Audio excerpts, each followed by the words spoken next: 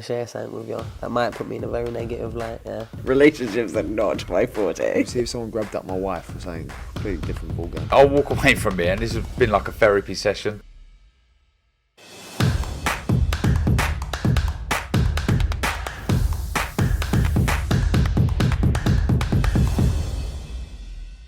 Oscar Bevis, IFL TV, proudly sponsored by Velas. Here at York Court, we've just had the weigh-in. Big D, David Adeleye, joins me. How are you, mate? Yeah, I'm good, man. How are you? I'm good, mate. I'm good. Good to see you. It's been a while. Just seen you weigh in, of course, always in good shape. I kind of get the sense you like weighing in because you get a couple pictures for the gram, show off your six-pack and your muscles and that. I can see the smile when you're on the scales, and you always look good, so I can tell you like that. Man, you know what? I used to be chubby when I was younger, you know. So it was always good to kind of see myself. But you know what it is, at the same time, you get to look back on your photos. I mean, I've put on like 15 pounds.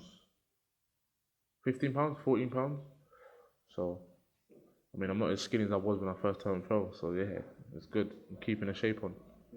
Just kind of off a bit of a tangent from what you just said about kind of looking at your pictures and stuff from your career so far. So much more to go and much more to achieve.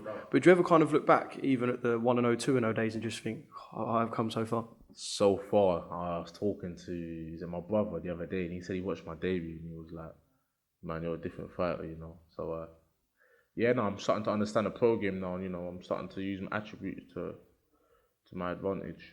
You know, that's what it was about, though, learning, right?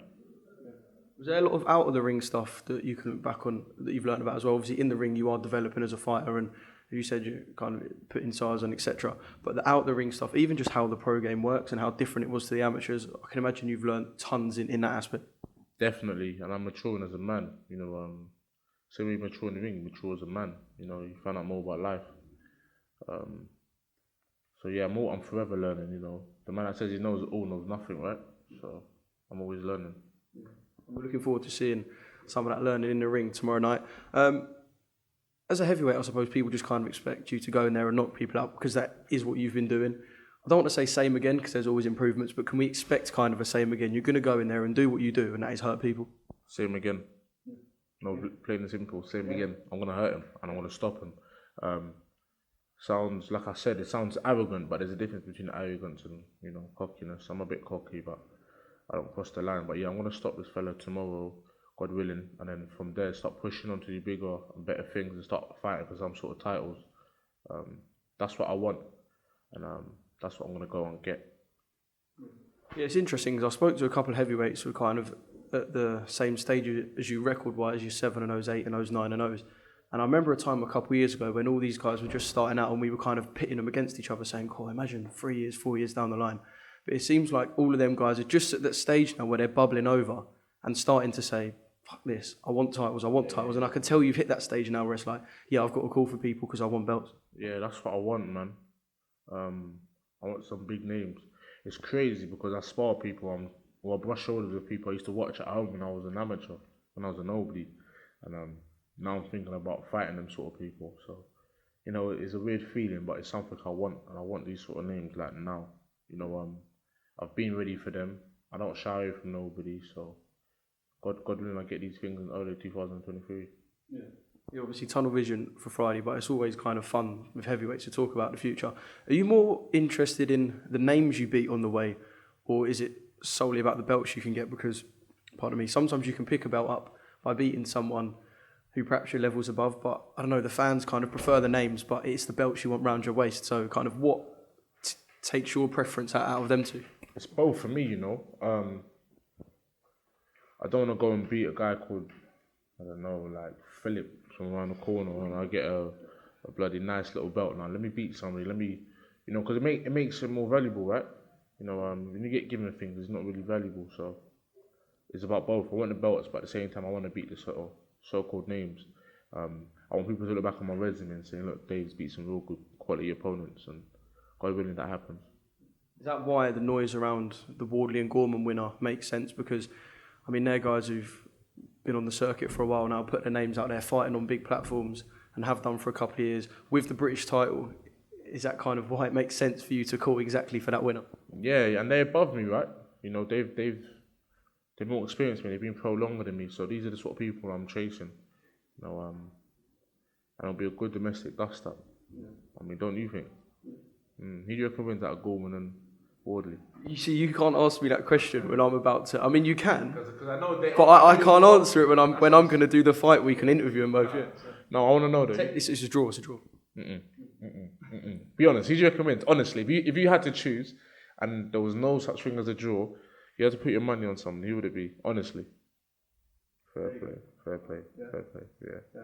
And who do you think wins out of them two, without giving away what I've just told you behind the camera? It'll be a good fight. They both bring different things to the table, so I mean, at the end of the day, it doesn't really matter for me, you know. But yeah, like I said, I mean, they're both good fighters, so it'll be good for the British scene, and I mean, when they get in there with me, it'll be good as well. It'll be better. Yeah. And just one more thing, I know you spoke to Umar about this a couple of weeks ago, and I've just heard you speaking to BT about this. The whole thing with sparring with Tyson Fury is really interesting, because I just heard Frank say that he's brought you back because you're adapting as well. So it's not just like, oh, I'm using David as a sparring partner and you're kind of just easy for him. He's brought you back because you're adapting. So that shows improvements from your side as well. You know, I'm not the same fighter I was last year or 2 years ago. I'm forever learning and having different sort of eyes in the game. And like I said, I mean, I'm not a sparring partner, point blank period. And you know, you see how we kind of work in a gym. It's not a thing of everyone's sparring Tyson. It's not that. I mean, my last spar was Tyson jumped in, and then I stayed in the ring. Tyson jumped out, and then someone else jumped in, and Jermaine Franklin jumped in the ring. So we're all helping each other at the end of the day. The same amount of rounds Tyson gets, the same amount of rounds I get with other people. So we're forever learning. There's not a thing of Tyson making it his camp. Tyson makes it a camp for everybody. You know, we're always working, and we're all learning and helping each other. Yeah. Did you have to tell yourself going in that this is not kind of you being a sparring partner, as it were? Because I suppose with heavyweights like Tyson, Anthony Joshua, I suppose it is easy for people to get he's a sparring partner label. So did you have to go in there and just remind yourself, look, this is actually about me? Because in reality, you're not too bothered about the improvements that Tyson's making, if that makes sense, in a selfish way. No, I didn't even need to remind myself, because I just go out there and fight anyways. I don't fight like a sparring partner, and I don't box like a sparring partner. So I just go out there and be myself, and you know, I always do well. So yeah. I was obviously going to put you in good stead. Look forward to seeing you tomorrow night, David. Thank you for some of your time. And yeah, you said same as always, but I'll ask you again. Is that what people can expect tomorrow? Same as always and a big finish? God willing. Yeah, you know, it's going to be another knockout. You know, I hit hard, so when I start landing on these boys, I'm pretty sure they're going to feel it.